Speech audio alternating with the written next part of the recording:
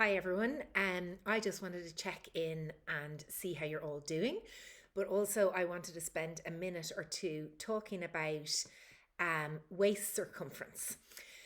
So I'm not sure if any of you measure your waist circumference, but I think it can be a really good way of assessing whether things are going in the right direction. In other words, are you losing some fat mass? Because typically, um, women in their middle years will gain weight, that visceral fat, which is essentially fat that's gained around your waist.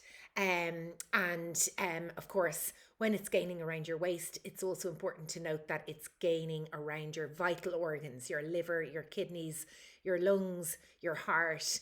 And so we want to avoid that as much as possible, because of a heart, from a heart health point of view and longevity point of view. A lot of people also have very negative associations with standing on a weighing scales. And it can be, you stand on the scales and it's down, but it's never down enough. So that ruins your day. You stand on the weighing scales and it's up. And that can be very frustrating and upsetting as well. So one thing that you can do is, if you want to step away completely from the weighing scales, is measure your waist circumference.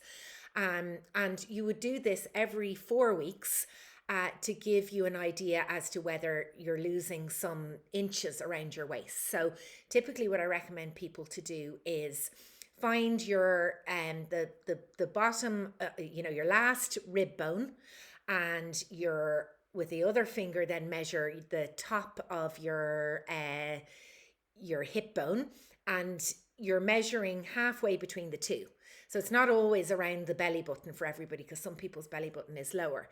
So it's sort of halfway between those 2 points that I just mentioned.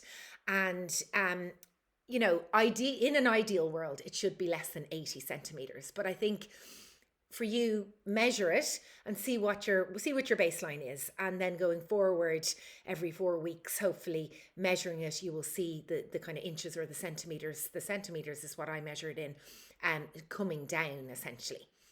So hopefully that's a little bit of a help. I think just don't be worrying so much about what the numbers are saying on the weighing scales, because particularly if you're doing a lot of activity, you can be maybe gaining a little bit of muscle slowly but surely, and gaining a little bit of muscle. And so it's not so easy sometimes to see the numbers changing when you're standing on a weighing scales, but certainly measuring your waist circumference is a really good indication. Okay, let me know in the chat box if you have any questions. I haven't really had much interaction with people. Like, people are putting through their private messages, and people are commenting obviously on the levels as they go through. But I'd love you guys to kind of intermingle amongst yourselves on the community. So I'd love to see a few pictures or a few questions coming up, and I'm more than happy to answer anything as always. All right, great. Have a good day.